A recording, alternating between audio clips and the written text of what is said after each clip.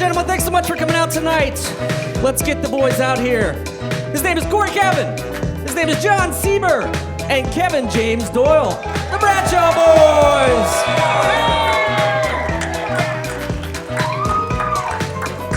Hello! Thank you for coming. Hey, everybody. How's everybody doing? Hey, what's up? Welcome to the Bell House, everyone. I gotta say, if you're listening to the live podcast right now, it feels great, but I'm sorry you couldn't be here for a show of 46,000 people. It's crazy to be in Giant Stadium right now. Wow. Madison Square Garden, here we are. Oh my gosh, Truly magical. Barclay Center. Wow. How's it going, guys? How many people here have listened to our podcast, The Bradshaw Boys? Wow. How many people here have listened to our podcast, The Bradshaw Boys, and never interacted with us ever? All right. You look at that. Who are you? Thank you. Thanks for coming. Is that true? That's Kevin. That's like real fans, you know? It's kind of like... She's like, I work at the Bell House. I have to be here because I'm training. The rest of it, I was like, wow, we have a lot of friends. That's cool. Didn't know so. Great to see you guys. Thanks for coming. We are the Bradshaw Boys. Happy 20th birthday to Sex and the City. That's right. Happy 20th birthday to Sex and the City. A lot of Sex and the City fans out there? Anyone never seen Sex and the City? Dad, I know you're out there. I know you're out there. We came up with the idea for this podcast on a very odd, exciting night. That was last summer. Yep. So it was coming up on a year ago, and we randomly all met in Midtown because you had backstage. I had a roof stage. We have a friend who is a future podcast guest. Yeah. Our friend that works in Entertainment Tonight, Jackie Willis. She gets into everything, kind of, I guess, how Samantha would in the show. And so she got us these like tickets to this rooftop party, and John and I were going to hang out. So John and I went to this rooftop party at a place called Q3. And It's a lot like Balzac. it's like Balzac, which is in the show. The- We went to Q3, we hung out and got drinks, and we started talking, and I was like, one thing about me, I mean, we're friends, so it's not like I just tell you facts about me when we hang out, but I was like, one thing I like to do is I love to watch shows about New York. Like I used to love Bored to Death, and I love a lot of other New York shows, and I really like watching Sex and the City, but I've only seen like 5 episodes. And I had recently gotten married, and my wife is a huge Sex and the City fan. And so it's on frequently in the background, and I caught myself pausing in between chores a little bit to watch the show and finding myself enjoy it. And I said, Cory, I'm also a fan of Sex and the City. And I was like, I don't want to marry your wife. She makes you do chores while she watches TV. And I had told you too, I was like, one thing, I'd had this joke where I was like, the thing I realized about myself is one night I caught myself drinking red wine, eating dark chocolate, and watching Sex and the City, and realized that if I were in a movie, I would be my own female doppelganger. So we bonded over that. I texted them. I texted Cory. I was like, what are you doing? He's like, I'm getting drinks with John in Midtown. And I was like, I'm on my bike. I'm coming. And he's like, you're not invited. I was like, doesn't matter. I'm already here. Can Jackie get me in? I'm already on the roof. Then we ended up staying out till 3:30. We went to an Irish bar after, and we just drank. On a school night. On a school night. Yeah, Everyone had work the next day. It was just this magical night. And I had my bike. Cory had his bike. We went in to get pizza to this one place, and I didn't have my lock on me. Or I didn't think I needed my lock. I could see my bike from the thing. And then we saw... Right in the doorway. It was right there. Right in the doorway. It was like, clear. if anyone touches it, like, I'll be able to get up and go be like, hey, don't touch my bike. Totally unprepared for what that means if you yell at someone, like, don't touch my bike. This is also 3:30 in the morning after like 2 bars deep. Yeah, so I was like, don't touch my bike. So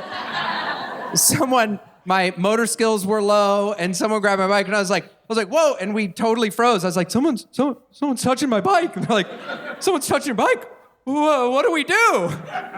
So then we got up and we We ran out of the pizza place, and we did look like a small mob. There was like 3 guys being like, "Hey!" But the thing is, like when you run at someone grabbing something of yours, you have to then approach them and be there and be like, "Hey, that's my bike." And then they're like, "Yeah, I know. Yeah. I'm So I was grabbing gonna and take taking it. it away from Right. you." So It's my bike now. I found him on Instagram. This guy that we ended up meeting, he stood up. He was eating pizza. He threw it down.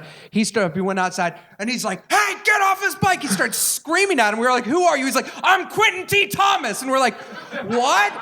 And he just starts screaming at him, totally defends us, and sits down with us. And we're like, "Who are you?" He's like, "I'm in musical theater. I live here in Hell's Kitchen. And you know what? I worked in the military. No one's gonna fuck with you and your bike." And we're like, "We love you, man." It was great. Is Quentin T. Thomas here? Oh, man. He's out saving bikes. I invited him on Instagram last night, and I thought, I wonder if he'll be here because we Quentin haven't T. met him Thomas since is then. always here. If you He's know what always I mean. here. Yeah. So then we woke up the next day. We're like, remember that crazy night and that one idea we had about that podcast? And here we are.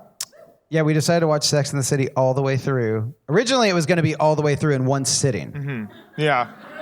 And that is, It's a very long podcast. It's 93 hours long. Yeah. So we decided not to do that. But It now was we're cool. here. It was just like, we'll do it Friday to Sunday. Like, why wouldn't we do that? That sounds like a great idea.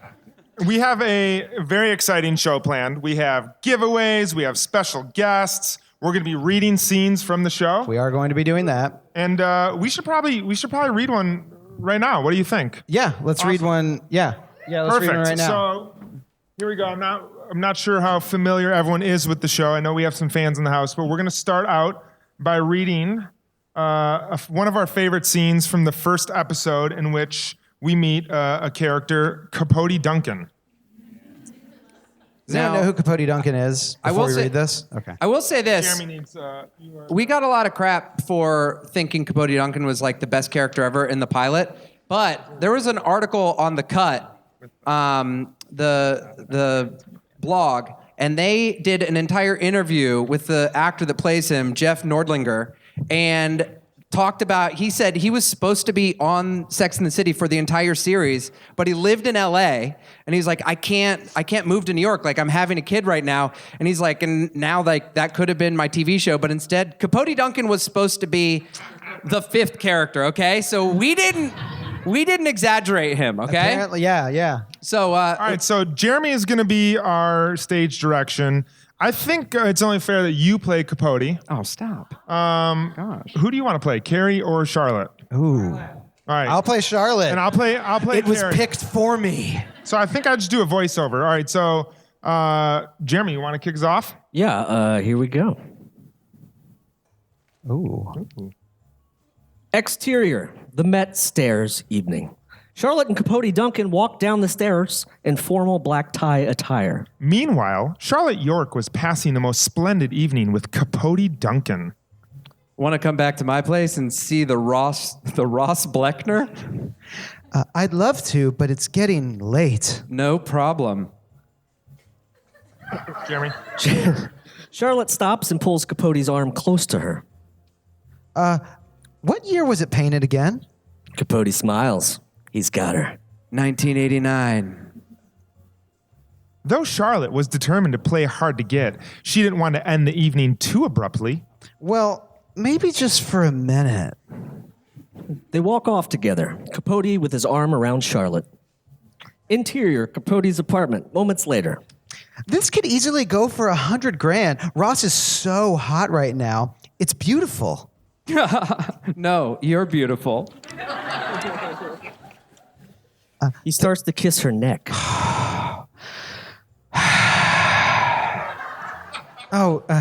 Thank you for tonight. Yeah. I had a wonderful time. Well, it was my pleasure. Hey, I have to get up really early tomorrow. I'll get you a cab. Capote smiles and walks off. Charlotte told me later she thought that she had played the entire evening flawlessly. Exterior, New York City streets, outside Capote's apartment, minutes later. So, what are you doing next Saturday? Oh, that's Capote's line. Sorry. So what are you doing next Saturday? I thought you'd never ask. I'm having dinner with you. Hey, They laugh and kiss. Hey, wait. You're going to the west side, right? Yeah, right. Driver, please, West 4th and Bank. Hey, scoot over, will ya? Capote gets in the cab. 2 stops, 4th and Bank, and West Broadway and Broome. The cab takes off. Charlotte thinks, looks at Capote, and then... You're going to Club Chaos? Yeah? Why? Look, I understand where you're coming from, and I totally respect it, but, I really need to have sex tonight. Ladies and gentlemen, Capote Duncan. Capote Duncan. You know, Crazy that character didn't stick around. that was our first read-through. We're gonna have to up our read-through game, and I promise we will, but I feel like we could up the energy by giving something away now. Should we give something away? Yes. Here's the first question of the night. You have to be a deep Sex and the City fan to understand this, and I'm going to be giving away something very special, okay? This is something that I discovered, and it was written by Candace Bushnell, who wrote the book. Who did Carrie Bradshaw lose her virginity to? Wouldn't that be a twist?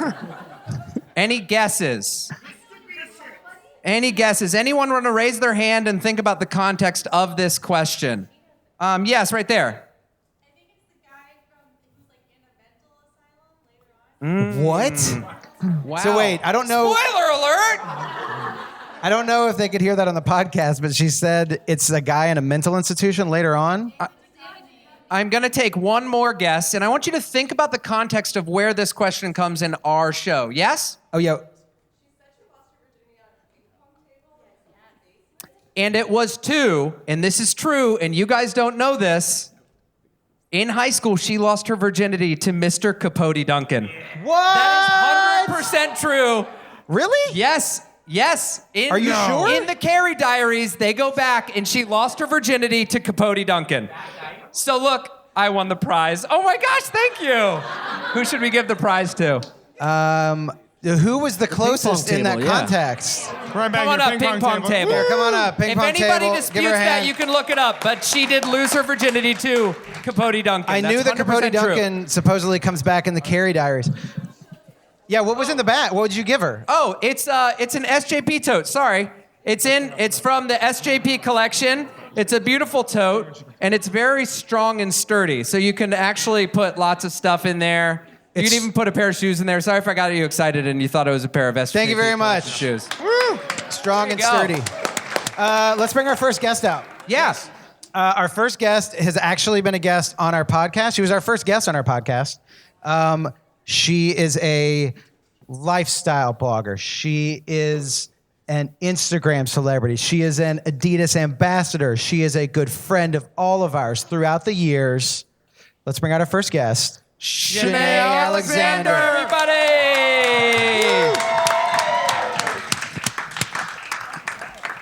Oh, hello, Chinae. Guys, Hey, Chinae. can you hear me? Thanks for A coming. little bit? No. Yeah. Can you hear yourself? No. Better that way. Yeah, it's fine. You make sure you use that mic. You do need to speak into the mic. It is a podcast. Chinae, what episode were you on with our podcast? I was on episode 6, Secret Sex, Oh. which was a very iconic episode. Do you guys remember? It's Carrie's bus episode, also naked dress episode. Oh, yeah. Thank totally. you. Yeah. This is my first question because your career is basically in fashion and branding through like Instagram. Right. What do you feel like? What do you think it would be? What would Carrie's job be with the internet now? What would her like living look like? Because she wouldn't be writing for the New York Observer, I'm assuming. She'd probably do what I do, but be way better at it. Why do you say Yeah. that? Yeah, why do you say that? Because she's been doing it for a while, and like she's more in the fashion realm. I think she would actually probably have been like on the front cusp of doing blogging. Yeah. She might have been like a man repeller, but like sadder. Because like no one really likes Carrie that much. So you said this when you were on the show that you Yeah. were like, Carrie is the worst. She's kind of the worst. Does anyone agree with that? She's sort of whiny. I mean, she definitely has the best fashion, other than Samantha end of show, because of her earrings. I also am wearing this outfit inspired by Samantha. I did want to say that. We did want to point out your outfit because you Yeah. look great, and you said that it's inspired by later series Days Samantha, because I was mistaken because I hadn't watched the first season of Sex and the City in a while, and I rewatched the first kind of season. And I was like, wait, their style was legit very bad. Samantha was very basic. She was wearing like nude power suits. So I'm like late season Samantha right now. Miranda always kind of looked like she was ready to go to Lowe's. Which was foreshadowing Yeah. for real life. Uh-huh. She did wear a lot of turtlenecks. Yeah. Yeah, but she didn't do the provocative thing, so that makes like her like run for office like a little bit more clean, you know? Yeah. Do you feel like they didn't understand like how big fashion was going to be in the show, or do you think it was like a budgetary thing? Budgetary, totally. As budgets grew, they're like, I'm like, how does Carrie write for The Observer and like has Manolos? I don't understand. Can I ask you a personal question? Sure. What a setup, right? Yeah. Do you own Manolos? No, Manolos are very passe now. Anyone agree with that? I like that you don't own them because they're not Can I they're ask you a expensive. You're follow-up just like, they're question? lame. Yeah. Do you own a pair of Crocs? I'm not a Miranda. No, Miranda, if she was like in this day and age, she definitely would have worn Crocs. Yeah. She would have been wrong. They're that was very the comfortable. Harshest insult anyone's ever thrown down. When the Crocs store moved across from the Chanel store in Soho, I almost died. I died a mini fashion death. And then I texted John. Because you're a Croc fan, right, John? Huge. Well, I was until she told me I had to throw them away when I moved to New York. And along with doing chores, I listened to what my friends say about their fashion. So True. Wait, what did your Crocs look like when you had them? Were they like Mario Batali? I mean, Mario Batali is not great right now. I have Mario Batali Crocs because I dressed up for him for Halloween a few years ago, and it's so funny because I always saw him and I was like, would see him and I would always be like, oh yeah, maybe I'll do that costume again one day. And now I see him and I'm Nope. just like, ooh, whoa, gotta throw those you're away. Can I also bring Who up else the did- fact that you also dressed up as Louis C.K.? Louis C.K. Yeah, it was like, you trashed your Bill Cosby costume for this year, right? Although I gotta say, Like- I can't wait till you put on 75 pounds of Joseph Weinstein this year. it was like, You're gonna look great. it was rough. hitting it out of the park. Right after the Louis thing happened, like everyone was like, your costume's ruined. And then the day the Batali thing happened, like my phone was just blowing up from like everyone. They're You're like, a prophet. yeah, I dressed up as Bob Ross a Just few years do ago. not dress Some up like people are Tom Hanks this year. Do Yeah, not do it. exactly. Yeah, I think you're the one that needs to stay away from dressing. You're the harassment yeah. whisperer. We were talking about fashion, and I want to talk about this earlier because we were talking about. I'm switching the conversation to me because we were talking about bikes when we started. And we were Bikes? talking about bikes because the reason we all got together, we were saying some guy almost stole me and Kevin's bikes one night, Oh, and right, then we were right. talking about Sex and the City. We were talking about fashion. And some of you might notice that I am wearing this shirt like a veteran or something. Like I'm coming back from the war. I do respect our veterans. It's very Sorry. Civil War. It's very Civil War. It's like an old Civil Yeah. War vet. But I did actually. I did Just bring. for us, guys. Yeah, so I broke my collarbone and my elbow, but I figured I would. Look, it shines like this. Look at that. That's so nice. That's great, isn't it? Yeah. All right, that's it. I just wanted to show off my sparkly. Who made that arm for sling. you? I got it as a gift from someone. Did they know you were going to do this show? No, they didn't. It was we- just happenstance. Can we talk about the gift I brought you guys? I just want to get credit for it again. Did you bring us again? Yes, she did. She brought us a gift the first episode got she you your came on. first That's why your sponsorship. skin Yes. looks so beautiful. Yes. Tell us about your gift. Well, okay. I wanted you to brag about it on my behalf. But I did get them their first sponsorship from a company called Mask Bar. That is and I true. sent them face masks because I said no like Sex and the City watcher should watch without a face mask. That's right. Every single show we watch it, someone brings white or red wine, we put on face masks, and then we sit back and we're just like, guys, like, I'm so And happy. they look especially awkward because they stick to the upper halves of our face. But Yeah. since we have all beards, they kind of just Just like- flap like the Yeah. back of Bobbing truck like flap, like mud walruses. flaps. We It's do really look bad. like big catfish or something Yeah. like that with our gills flapping in the wind. Which is how you're supposed to watch Sex and the City, which is big old jowly flapping. I cut off the bottom of mine and then I put it on top of my head because I'm bald.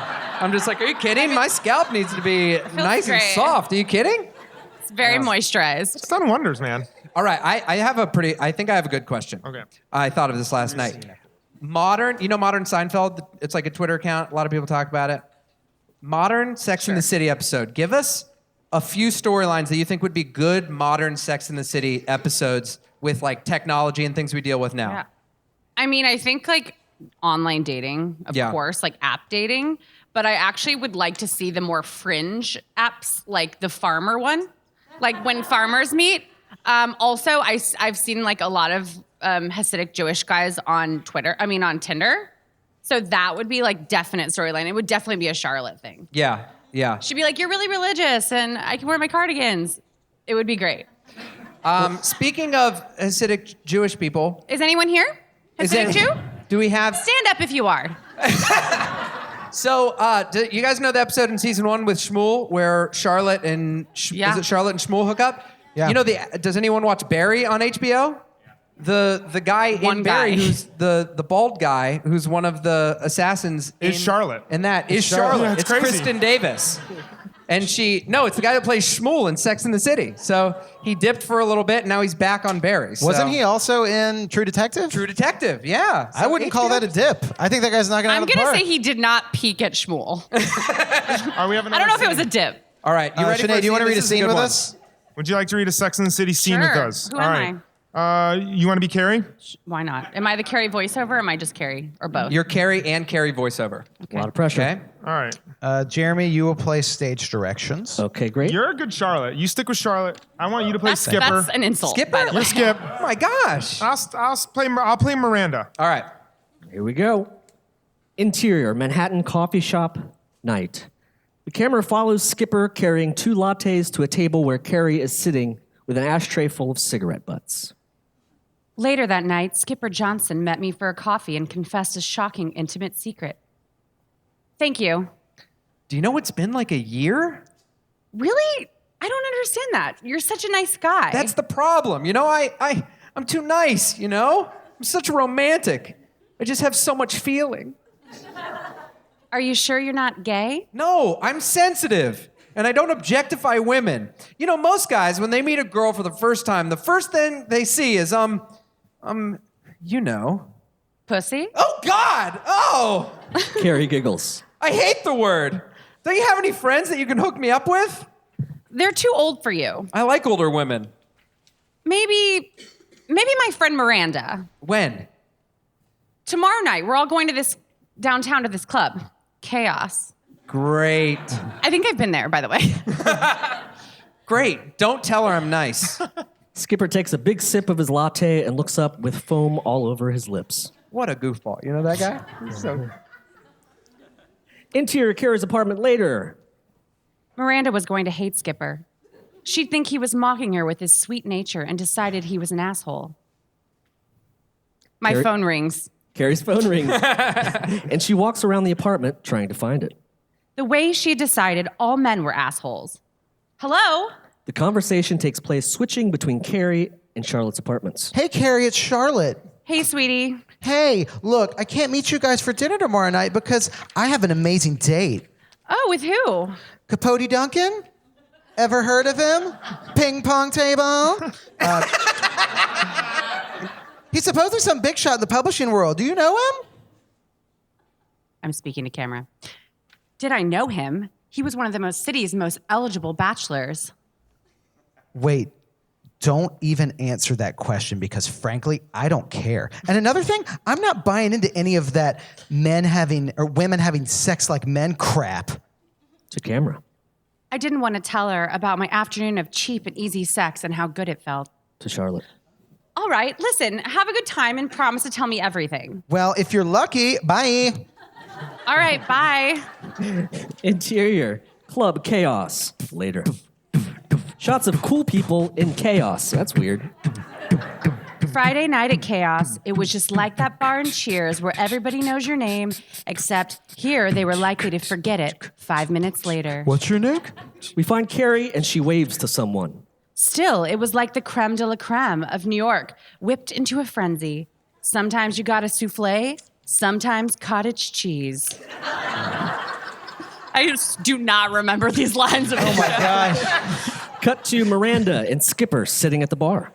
It's like a model bomb explode in this room tonight. Is there a woman here aside from me who weighs more than 100 pounds? I know. It's like Undereaters Anonymous. That's funny, Skippy. Skipper. I have this theory that men secretly hate pretty girls because they feel like they're the ones they rejected them in high school. Right? But if you're not part of the Beauty Olympics, you can still become a very interesting person. Are you saying that I'm not pretty enough? No! Of course you are. So ipso facto, I can't be interesting. Women either fall into one of the two categories, beautiful and boring or homely and interesting. Is that what you're saying, Skippy? No, that's not what I meant. Excuse me, is this your hand on my leg? No! All right, let's just keep them where I can see them, all right? Well, I guess you must find me beautiful or interesting. Miranda takes a sip of her drink. Skipper looks shell-shocked. She'd be a great governor one day. All right. All right. Here we go. Cool. Wow. There's some great, solid lines in there. Yeah, that club really did That seem like souffle or cottage cheese. cheese thing. Wow. That was the weirdest Like I could've line. written This it is really myself. bumping on a Tuesday night, you know? Have you really been to Club Chaos? No, I think it was basically I did go to a club called Chaos in Cancun. Anyone been? But no, in Manhattan, in those times, like when I moved here in 2007, there was clubs that were like that. Marquee. I was pretty good at Marquee. I have an honest question. Is the club scene different? I feel like in the show that was am I just a person that doesn't go to clubs, or do people still go to clubs? Does anyone here go to clubs? No. We're at the Bell House. They're watching a Sex and the City podcast on a Tuesday night. It's like, what? This isn't Marquee? I'm so old that I'm referencing a club that's probably closed. I don't know if I've ever been to a club. I went one time with Let's like go work. after this. You guys all want to go? Well, there was one. No, there was one in at Van Dam and Varick, and there was a bunch of plants in the front. Oh yeah, I thought that was like a sweet green. Yeah. It looks. No, but I know what you're talking about. That was like right near my old office. But I went with Great salads there. Love the cottage cheese. They have great quinoa. Mm-hmm. I went there once with my friend Chris, who was a model, and he was like, "Hey, you want to come to this place tonight?" And I was like, "Sure." I was clearly the skipper of the situation, and I went there. And I had never known what bottle service was, but I saw it there, and I was just like, "Wait, all this is free?" And he's like, "Yeah, all of it's free." And then I went in to like go pour myself something, and one of the other guy models was like, "Hey, you have to, this isn't yours." I'm like, "I'm with him." He's like, "Really, you are?" And I was like, "Oh, I want to go home." It's like Undereaters Anonymous here. They're I like, wear "Are you face the masks on bathroom my head." attendant? Yeah. They're like, "Do you have a Can you- cert I can have?" Do you have where are the paper towels, sir? Yeah. All right, we have something else that's very special. We do have something else. Before we, Chinae, can you stay out here for the rest of the show? Sure, why Okay, not? great. Everyone give Chinae Alexander a hand. She's going to stay out. We do have something very special. Yep. So I guess we should tell, I think we can say this. Yeah. Before the show, we had, you guys know Delish.com, the website? You guys seem like a bunch of foodies. Delish.com is doing a web series, and they got in touch with us to do a web series about our podcast, and they wanted to make a cake based on Sex and the City and based on our podcast. So we met with them. We talked to them like a week ago, and there's a baker here in Brooklyn, and she made a Sex and the City themed cake, and it is going to look incredible, I think. Yeah. So Do you guys want to see the cake? Hold on, before we do the cake. I would love to hear what the audience would want a Sex and the City themed cake to be. Oh, wow. Okay. Any other ideas? Can we have a bunny rabbit in the crowd? Anybody else? Anything else? Manolo? Hello. Good one. Oh, there we go. Any other? A penis. A rabbit is kind of a penis. Carrie in the nude Carrie in dress. the nude dress. Nude dress. Look at the Carrie necklace. That'd be a good Oh, one. that's a great one. All right. Well, are we ready to see it? I think we should see it. All I right. Why don't we put our hands together? This is our erotic Sex in the City. Everyone cake, welcome everybody. Maria Nitti from Isabella's Creations. All right. Oh my gosh. Oh my gosh. What the heck? Look at that thing. Is that usable? That thing is. Maria, can you get on the microphone real quick? So Everyone welcome Maria Nitti. She made the cake.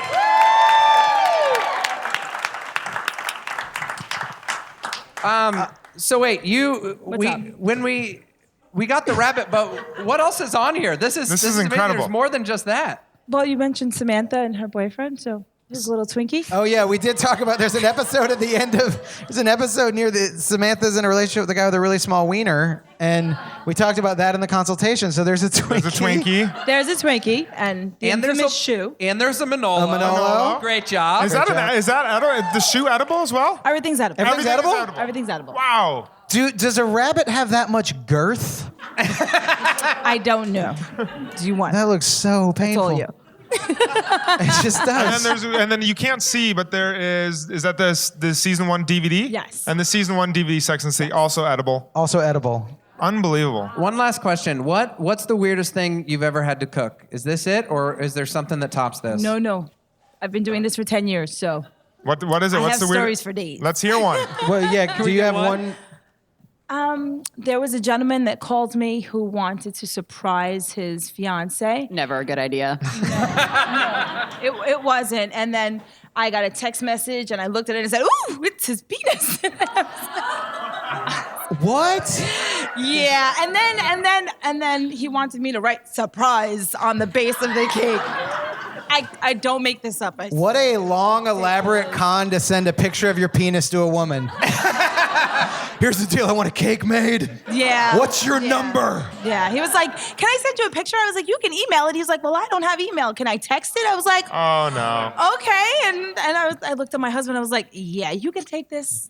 Oh my gosh. Thank you for not making that cake for No, us. I wouldn't do No, that. this is it. Yeah, right. Well, this is great. Should we? We can. You can chop it up. Matter of fact, Can we cut it? Oh my Can we God, cut we're it getting an now? example now? See it. Awesome. Does anyone want to? Okay. Does anyone want a come up and piece? try a piece of the? Come on up. You want to try a piece of the cake? The thing about a show is you want to have a thing in the middle where the entire audience gets up and walks to eat a bunch of things to just break up the flow. You know, comedy is about timing. You just want to stretch the timing way out. Okay, we'll do the rest of the cake after the show. Did anyone get a picture of that? Good God. It's a true bachelorette party. Okay, cool. Let's keep going. We have more show to get to, got a more lot things more. to give out. All right. Okay. Oh yeah, this is Ooh. this is a great. this is a guess. good This is a good one. So here's the question. Where am I? Name 2 out of the 4 other shows that were nominated for Best Comedy Series in the year 2000, the first year that Sex and the City was nominated. Name 2. Okay, now hold on. Raise your hand.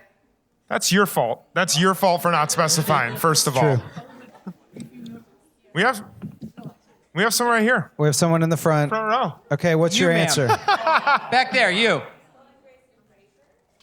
Will and Grace and Frasier is correct. Oh man! Would you like to win a prize? All right. Come on up.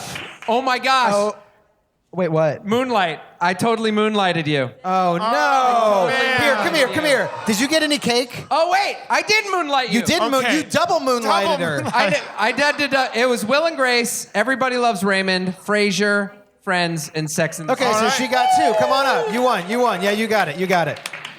What does she win? She wins the tip of the rabbit cake. She wins No. the- Nope. No. She wins Yes. a rabbit. Actual rabbit. So we. I did open that up and check it out backstage. She might want to wipe it down. So we have some friends at the Pleasure Chest, which is the sex shop in the show, and they gave us a rabbit. And I've never felt more awkward on stage. At least Giving your that out mom's to a not nice here. person that paid to come here. All right. Congratulations, thank you. We're gonna bring out another guest. That's right. Yeah. So we're going to bring up another guest. Our next guest is a New York Times best-selling author, and she just released a book about Sex and the City. It's called Sex and the City and Us. Everyone, please put your hands together for Jennifer Keishin Armstrong, everyone.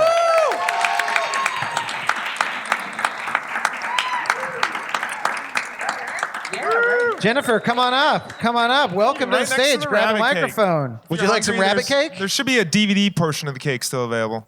Hey, welcome Hi. welcome to the show. I was a little worried about following the cake. Following the cake. But And then you followed an actual rabbit. Yes, and it's right here. Yeah. So it is sort of I know it's a robotic penis, but it's sort of disturbing anyway. It is disturbing. It's also got that, like, the one thing that's weird is, like, I know that's, like, not a hand, but it kind of just does seem like this robot hand, like, hello. It looks like a crab is wearing a satin glove and is just gonna kind of like get you. I don't know. fancy crab. Yeah, I don't.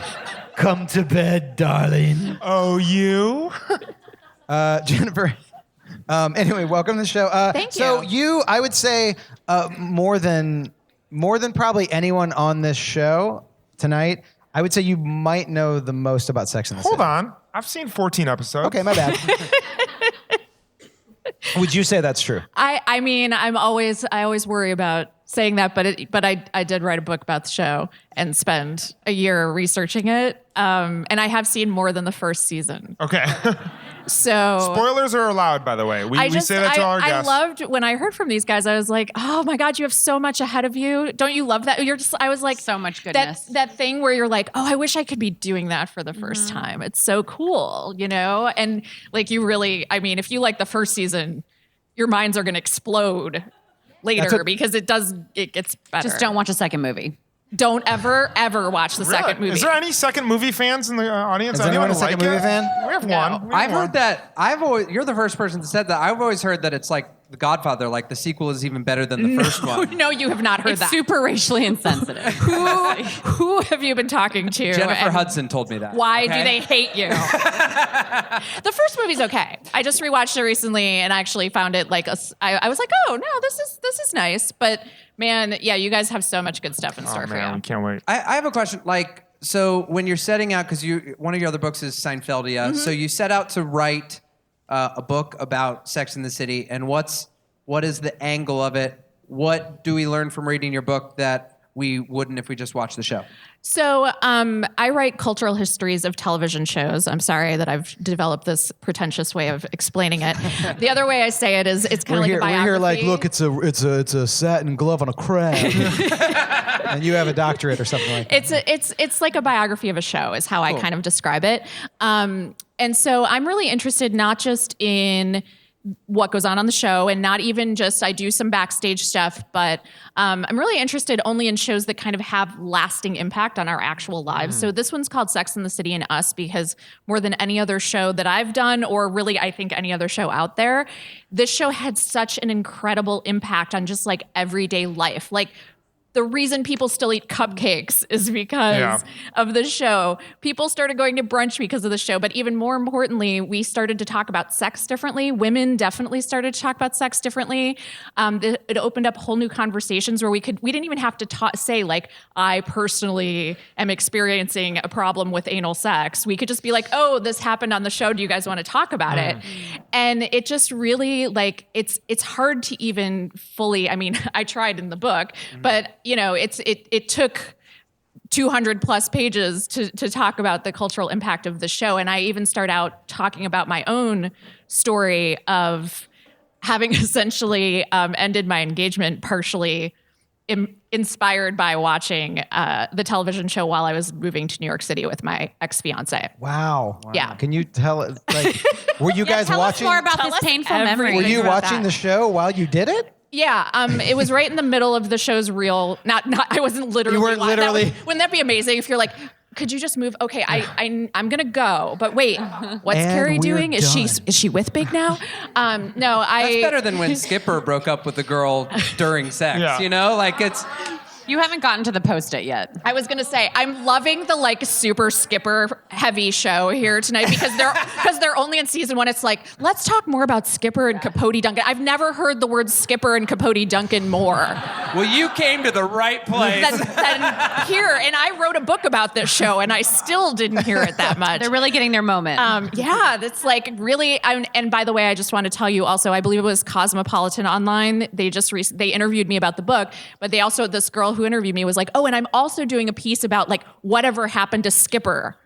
And she did do this piece that she also interviewed me for. Gas sex commercials, I don't right? know the answer per se, but the idea was kind of, I mean, spoiler alert, he sort of just disappears after season 1. Dang it. And Wrap it so up. they did Let's this go whole home. like Wither Skipper piece on Cosmopolitan. I think we've been looking for a goal with this podcast. I think we found it. We're going to write the tales of Skipper. Yes. Oh my God. All of Sex and it. Fan fiction Skipper. is really hot right now. Entire season, entire show from the perspective of Skipper. Skipper Johnston and us. Because if you think about it, That's, you guys, that's actually my next book. Skipper John, he was a web designer, so he's kind of the future of the show. Nice. He's kind of the future of everything. This is like an even more down market version of the Steve only bus tour that Amy Schumer had.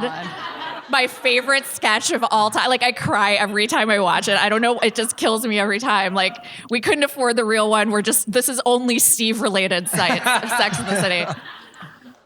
So you wrote Seinfeldia and Sex and the City and Us. So even though I've seen every episode of Seinfeld, even already, I feel like Seinfeld could be, this could get oohs and ahs. I feel like it could be placed in another city and it would still be a similar show. Like, I feel like it's, Sex maybe and the that's City because needed it's the not, city. it's not on real location. It's not on real location. That's why you're saying that. I get You that. think there's a soup Nazi in Cleveland, Kevin?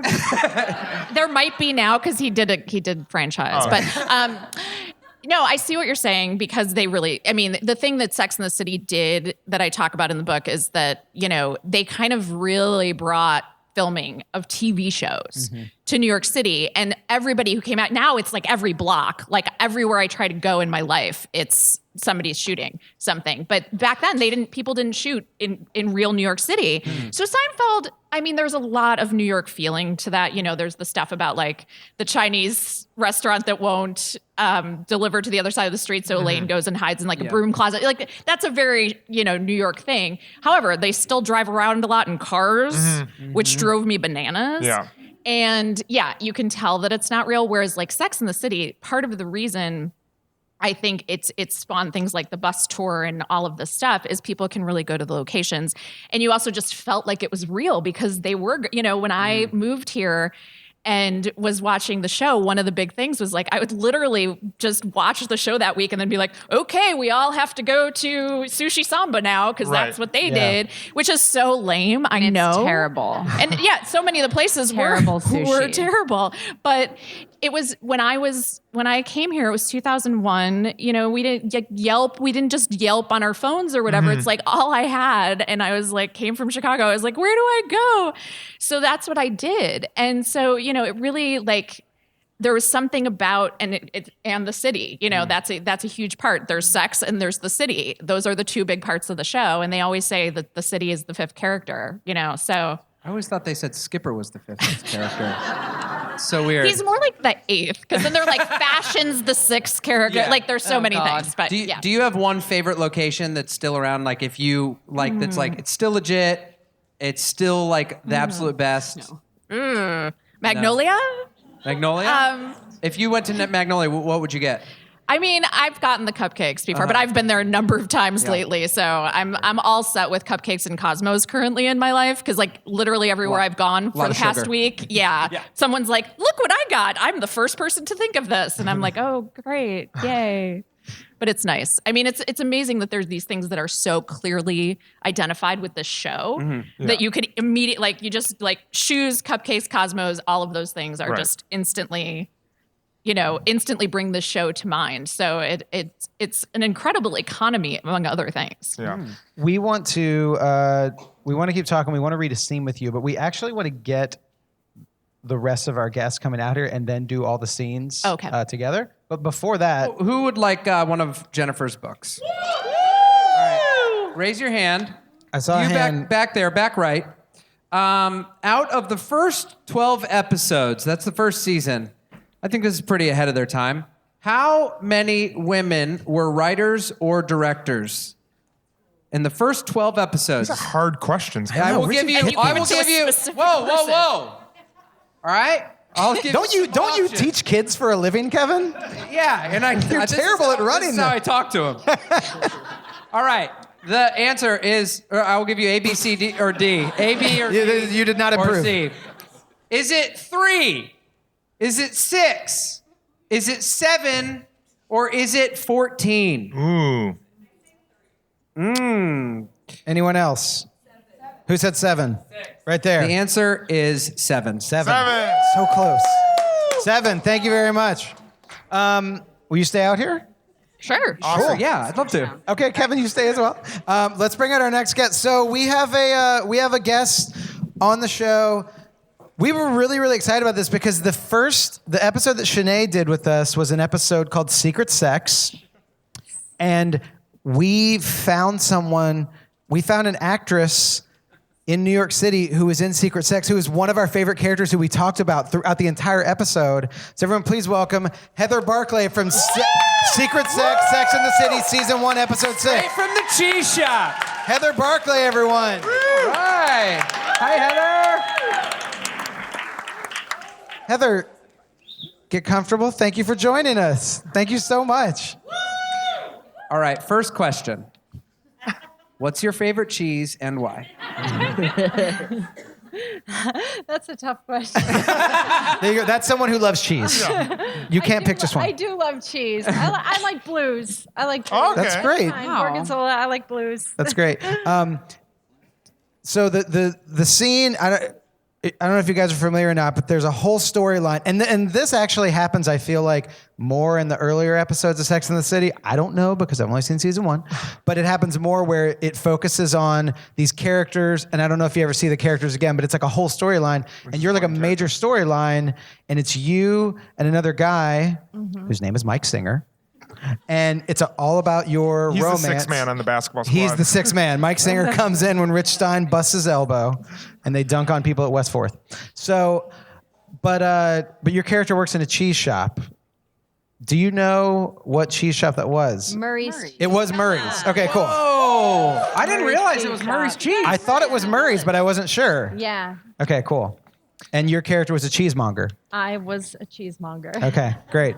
I have a question. Do you have any like, just because I feel like nowadays with podcasting, with like being able to talk to people about this, there's more like behind the, what was the audition? Yeah, did you know process it like? was going to be was it already a big cultural show at that point, or was it It was like when I was doing the show, it was nothing. It was Okay. like I was just going to an audition, and people, even on the show, people were downplaying it, like that it wasn't like, I can't believe I have to do this for money, kind of the attitude. Oh my was gosh. Wow. like, it was funny. It was really, and I felt that way. I was like, what am I doing? I actually quit acting right after the show. Really? It was like pretty much the end of my career. Yeah. Like Was I it did that and because then of I the quit. show? I thought I was selling out. I didn't realize it, and I'm so happy that we got like the most punk rock person on the show. That's awesome. Selling out for doing TV? But or you for love doing- cheese. No, because I had to take my top off. I was in my early 30s. I had never had to do anything like that. And that was a big deal. Like with my manager, the guy that got me the job, it was like, I was like, and I was really just doing it for the money at that point. Yeah. And I felt like I was compromising myself a little bit. But in the end, I was like also a party girl at that time. So I showed my tits all over town.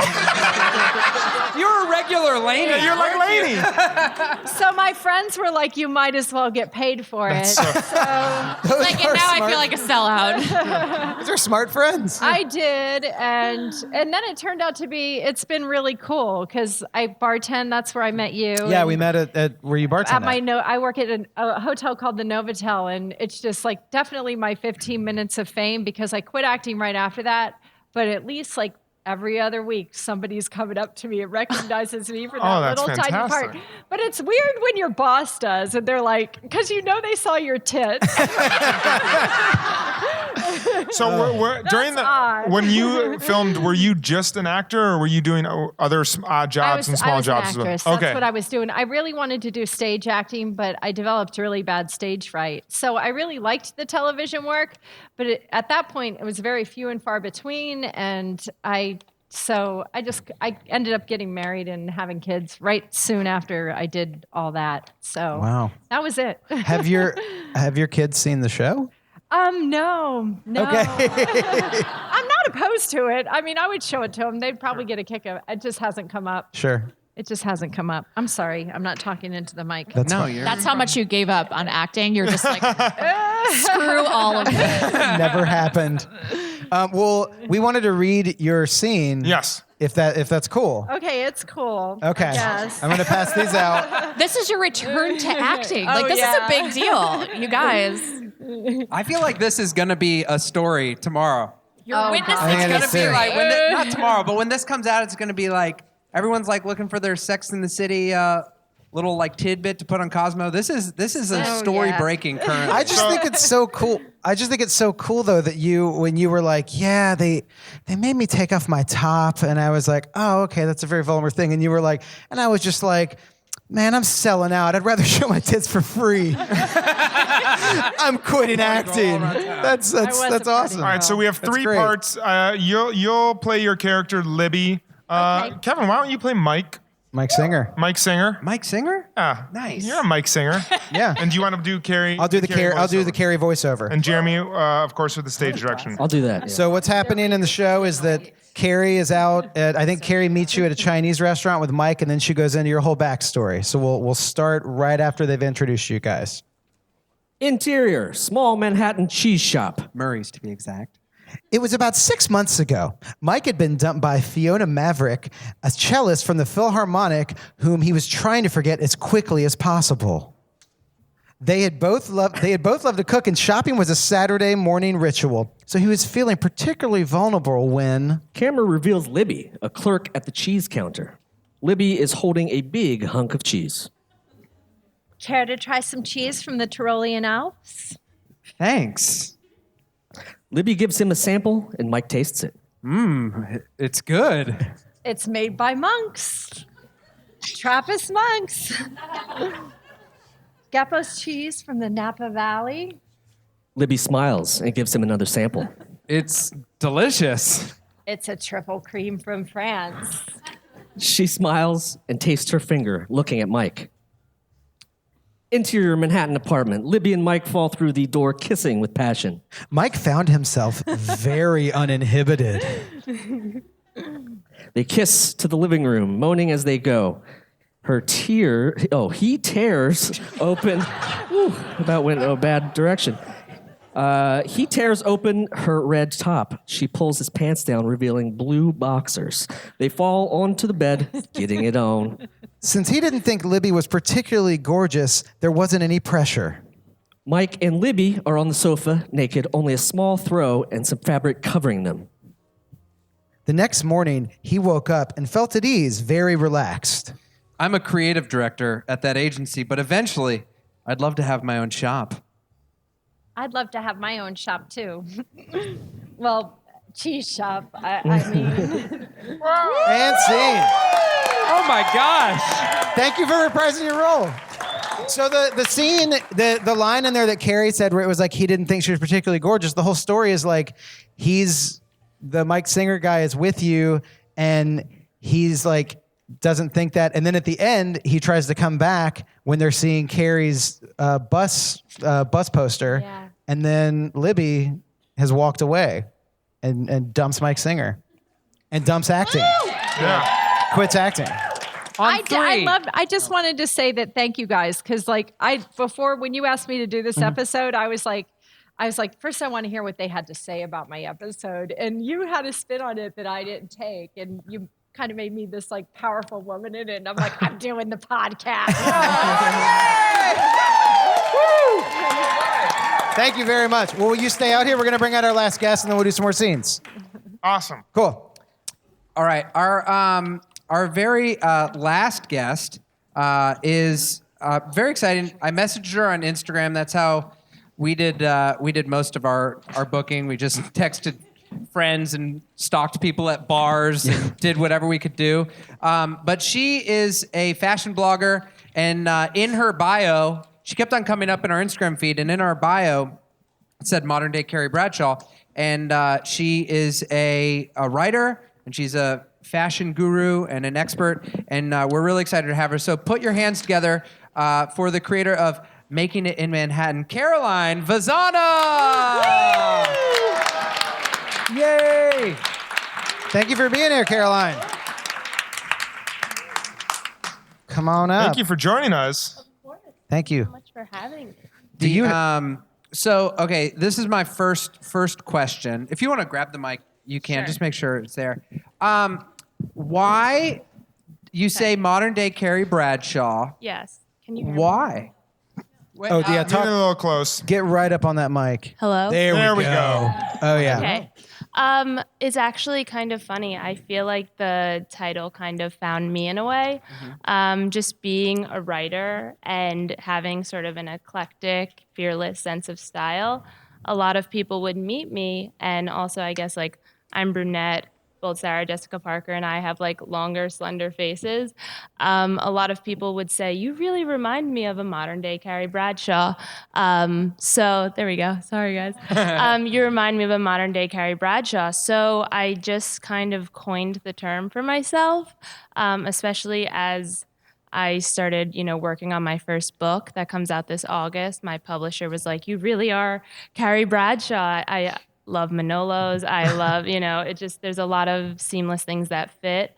And then funny enough, as I was researching one day, I found that Carrie's full name is Caroline Marie Bradshaw and my name's Caroline Marie Vazzana.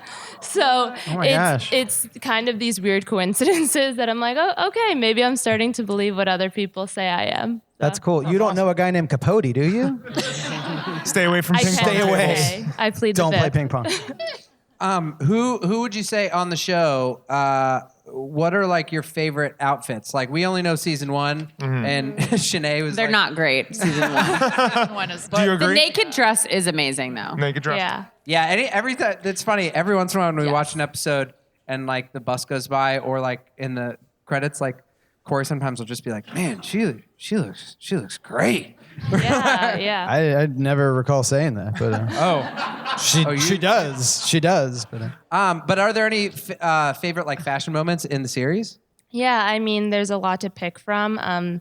The newspaper print Dior dress is really iconic. Do you know what I'm season so is glad that? girls are here. She where is it? It might be season 3 when she goes to talk to Natasha, Big's ex. Yes. Oh. When she's having lunch, Carrie wears that, and it's just so iconic, Carrie, that's what she would wear to go like apologize to someone's ex, and it's like backless. It's so amazing. And then in season 6, when she's in Paris, her looks, oh my gosh, that might be some of the best. But it's really cool because you see Carrie grow and change, and she's kind of this chameleon, I feel like, that can really wear anything and everything. And is just so fearless. I mean, she really does not play by the rules, and I love that about her so much. She really does not care what anyone thinks, even when she wears, a bird on her head to get married. So it's really great. Spoiler. Wait, she gets married? What? She puts a bird on her head? To whom? A real bird? You have not I even don't know seen that. pictures? Do you have a specific accessory or fashion choice that you've made when you've thought of, like when you think of Carrie and you're like, I'm doing this because she empowered me to do something like that? Like, maybe not a bird, but you like carry a lizard in a backpack or something like that? I mean, I think there's so many different things, even when you're just like walking down a street of New York City and maybe you're not having the best day, but you just kind of like strut your stuff as if Carrie would do it. But definitely, I think when okay, this is kind of, I guess, like another spoiler, but she gets this pair of iconic blue Manolos in the first movie that they're the like Manolo Hangisi with the buckle. But I feel like after she wore them in the movie, they really became this symbol of her and of love and just, so I have a pair now, and I feel like every time I wear them, I call them my Carrie shoes. So Awesome. That's great. yeah. That's awesome. So someone that was on the cake. That was on the the shoe on cake. the cake. That was the one. So that was It's it, now that in was it. Harlan's stomach. yeah, Harlan ate it. The heel is still over there. good. Harlan ate a Manolo flat. Don't take him around your Manolos. He'll eat those too. Can't tell the difference. Is there brown mustard to put on this or something? No cheese. We've talked about Manolos a lot. First of all, we've talked about this with other guests. We don't know anything about fashion. Yeah, no. It's pretty clear. I get most of my clothes from Costco. That's season 5, John. Head to toe Costco. New podcast. Check it out. Is there? You guys talk a lot about Manolos in the show. What about Christian Louboutin? Are those shoes? Are those in Sex in the City? So she buys a pair of a distinct pair of Louboutins when. Well, I'm gonna make another spoiler. Here's the thing. Spoilers. We've taken out statute of limitations for spoilers. She when Big leaves New York City and they have their final night together, she buys a pair of Louboutins and they get ruined, and you'll see what happens. It's really funny how they get ruined. And then there's just one other scene when Samantha is getting intimate with Richard, and she slips off a pair of Louboutins at a pool, and you just see the red bottom. But so I feel like. So we wanted to show you guys this. Kevin's got ruined. Just like Carrie's. They're trendy. They're all. We felt like if you're listening right now on the podcast, we all have red poster board on the bottom of our shoes. It They're looks actually really school legit. folders from the legit. 99-cent store next to my house that I cut in the back. So real glamorous. You know, I did a good job. I knew there was something in the show with them. Yeah, there's nods at Louboutin throughout, but I definitely think Manolo was that was the one. yeah. Okay, I have. So I creeped on your Instagram, and you've met SJP. Yes. Scott Johnson Parker, not Sarah Jessica. Just kidding. You met Sarah Jessica Parker, and you Yes. met Patricia Field. Yes. Who was the costume designer for it. Yes. I guess interacting with them, was that what was that experience like? Yeah, so I connected with Patricia first because I interviewed her for my site, Making It in Manhattan. I just, she is the one who kind of created Carrie in a sense. I mean, I guess both her and Sarah Jessica, but her in sense of fashion choices and making her such a style icon. So Pat's really amazing. She's so inspiring and so kind and so humble. You talk to her about dressing one of the most iconic characters, I think, in history. And she's just so nonchalant about it and so nice. And then, I mean, Sarah Jessica Parker is everything you would dream she is.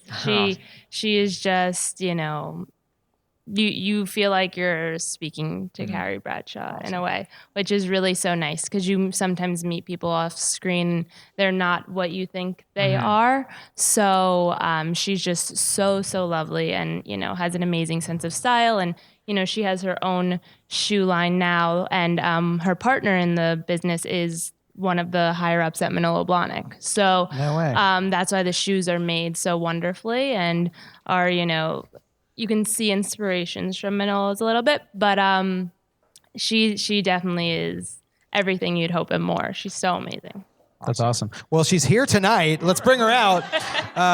Actually, no, but we did want to read a scene. We're going to read two more scenes. We want to read two more scenes. Wait, can I hack this real quick? Yeah. For one question? Yeah. Because it's 2018 and women get to ask questions whenever Yeah. they want to. Yes. I would love to know because I know that I felt so empowered by Sex and the City when I was a younger woman, and I would love to know from the other women on the panel, kind of what was something out of the show that made you feel empowered as a woman that you don't think you would have felt outside of watching the show? Oh my gosh, I feel like there's a lot. So for me, growing up, I actually wasn't allowed to watch Sex and the City at first. My mom wouldn't let me because of the name, obviously. I don't even think she necessarily knew what it was about either. But one day I was home alone in, my early teens, and I saw the movie on TV, and so I put it on and I watched the whole thing. So I really saw the movie first before I binge watched the whole series. But in the movie, when, she confronts Big in the middle of the street in Manhattan after or before the wedding even happens, and she's standing up for herself, like Carrie and all of them really, they don't take things in silence. If something's upsetting them, they speak their mind and they make it known. And I think for me, being a young woman going into adulthood and watching it, I was like, you know what? I'm never going to put up with crap either. I'm going to speak my mind. And if something's upsetting me, I'm going to say so. So that was... But we'll just go down the line. Heather, do you have an answer for that? Did you guys learn anything? I mean, I think. Can you talk a little bit closer? I just like what you said. Yeah, you can take it don't- out too. Okay, can you hear me? Yep, I got you. Sorry.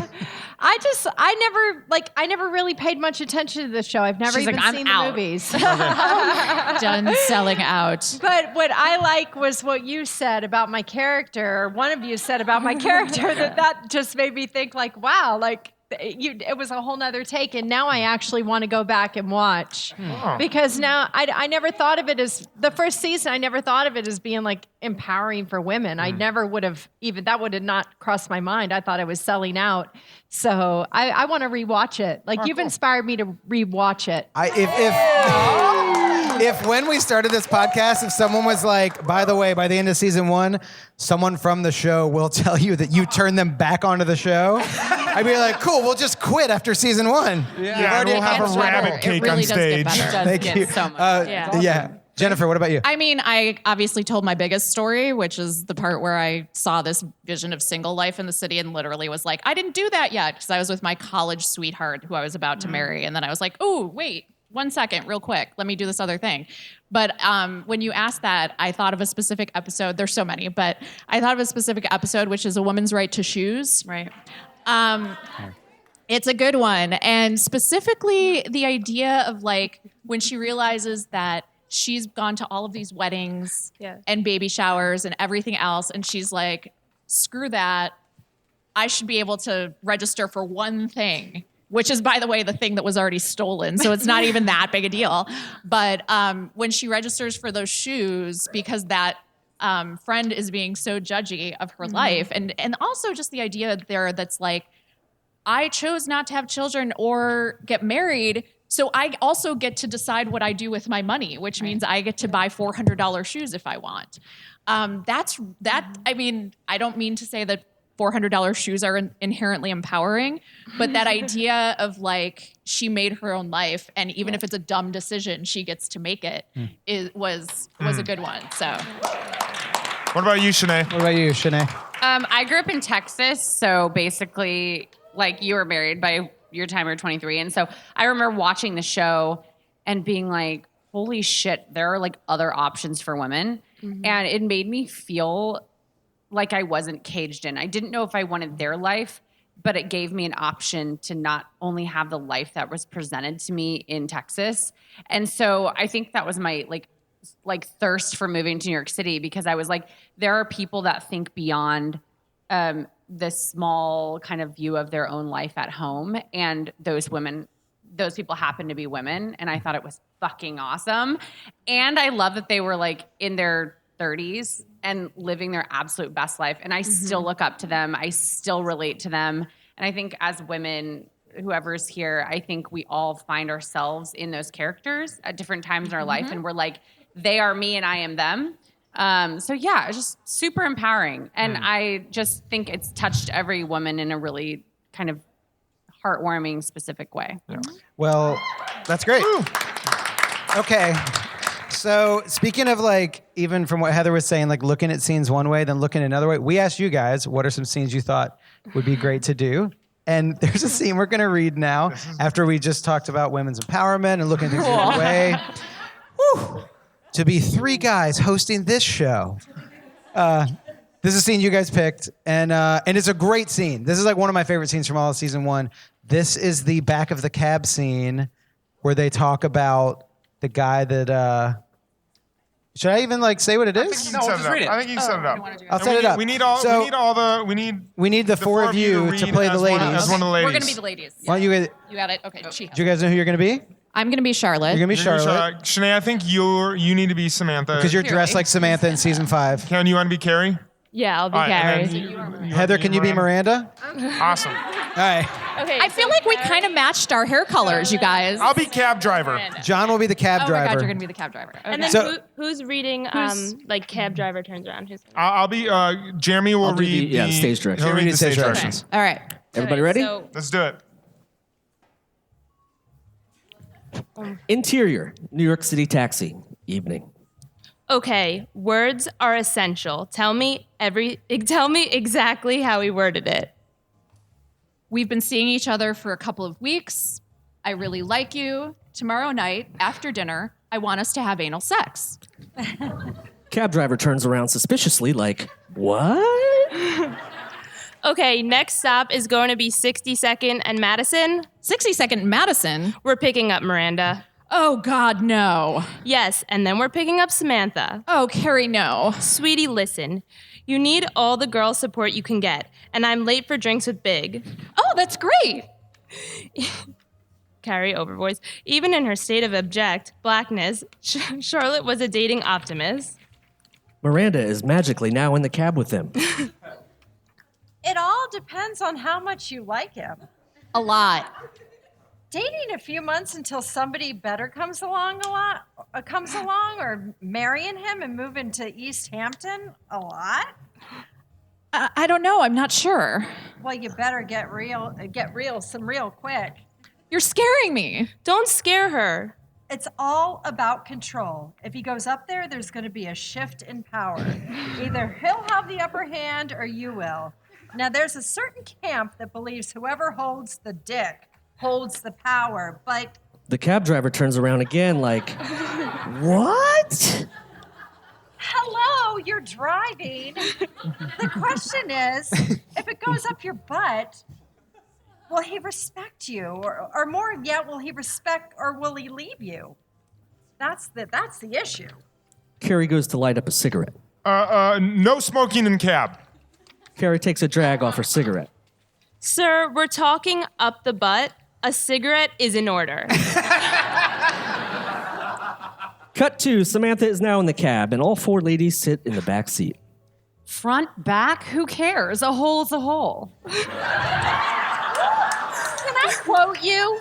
Oh, don't be so judgmental. You could use a little backdoor. I'm not a hole. Honey, we know. Look, all I'm saying is it's a physical expression that the body, well, it was designed to experience. And P.S., it's fabulous. What are you talking about? I went to Smith. Look, I'm just saying, with the right guy and the right lubricant. All the girls but Charlotte laugh. Even the cab driver laughs. Then he slams on the brakes, and the cab screeches to a halt. What was that? A preview. All right.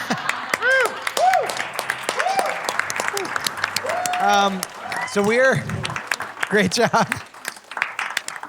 I do feel like that scene is like a very memorable for the entire show. Yeah. That was like I literally talk about this in the book. It's like a turning point of the show. It's a very big, this was the first big like introducing of a sex act, and then they all weigh in their like Socratic dialogue type way. Yeah. So this was a really big deal. And also, New York City cab drivers will not let you put 4 people in the back seat. No. So wait, that brings us to another quick point. And this, if you guys could each answer just quickly, we talk about this all on the podcast. What, in your opinion, is the most New York thing and the least New York thing? Because there's things like that where it's like, you know, they could have 8 of them in a cab, and it's like, that never happens. So what do you think is the most New York? Like we had said, we think the most New York thing is when you deli line. The deli line. When you meet Miranda in episode 1, she's standing in like one of those hot food deli lines with like steaming chicken wings and like vegetables and water in front of her. So that's very New York. But then also Carrie can buy all this stuff with her job, and that doesn't seem like it's real. So we don't even have to go down the line, but if anyone just has one that you think is New York and not I New York. have one from later, and you guys made me think of another Miranda one. She's so great for these. She has a lot of them. It's the one where she feels like her Chinese delivery person who answers the phone is judging her because she keeps calling in with the same order for one. And the lady who answers the phone has this sort of maniacal laugh, and she becomes convinced that this woman is laughing at her for being single. And that feels like a really New York thing. There's just a story about a guy who ordered Domino's every week. It's not me. And he didn't order it one week, and he had like a heart attack. And the Domino's guy went over there and found out that he had like some sort of illness. They saved his life. So dark. Oh my God, wow. I will say, there's a taco Domino's place Tracker. just down the street from here called Reyes Grocery. It's amazing.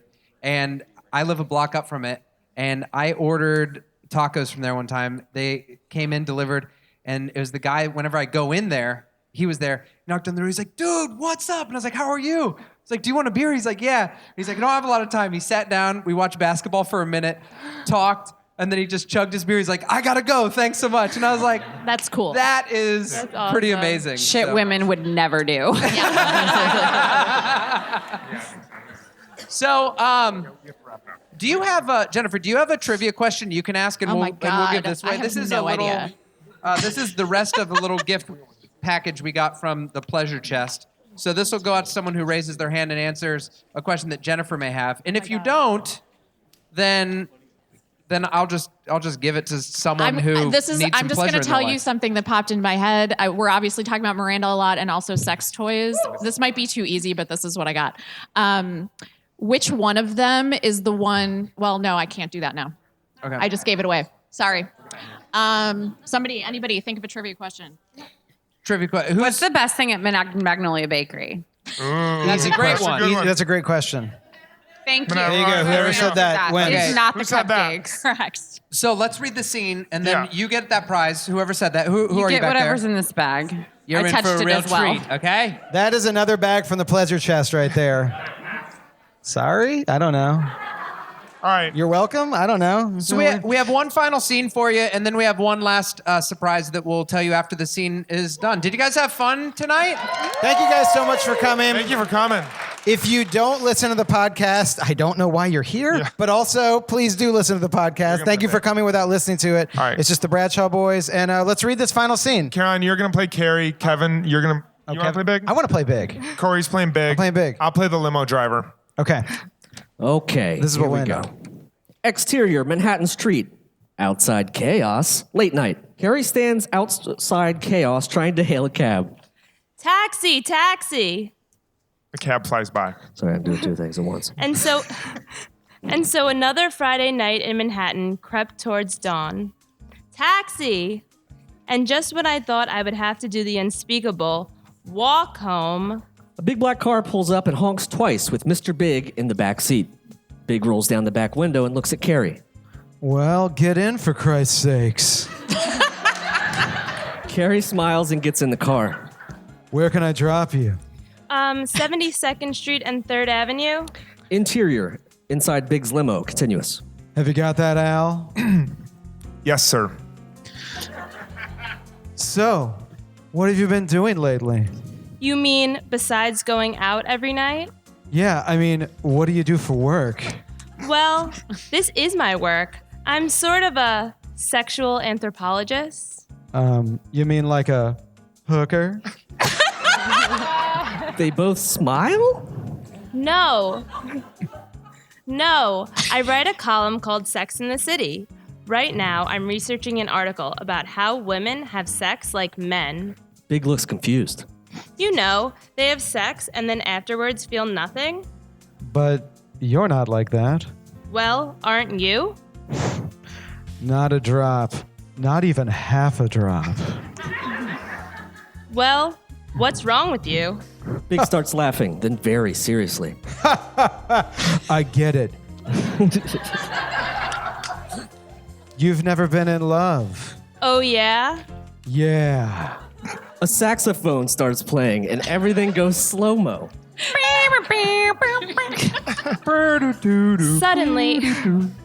Suddenly, I felt the wind knocked out of me. I wanted to crawl under the covers and go right to sleep. The car pulls over. Carrie gets out. Thanks for the ride. Anytime. Carrie shuts her car door and walks away. Then suddenly, she turns back to the car and knocks on the window. Wait! Carrie knocks on the car window and it opens. Have you ever been in love? Big smiles. Abso-fucking-lutely. Thank you guys so much for coming. Thank you very much. The answer to that last trivia question was, what's the best thing at Magnolia? And it is... Banana we have pudding. banana pudding for every single person here. So come up to the stage and get it. Thank you for Side of the coming. stage. Thank Hang out you. and have a drink with us. Thanks a lot. We'll see you next time. To the Bell House. Thank you to all our Thank you guests. to the Bell House. Thank you to all our guests. Take care.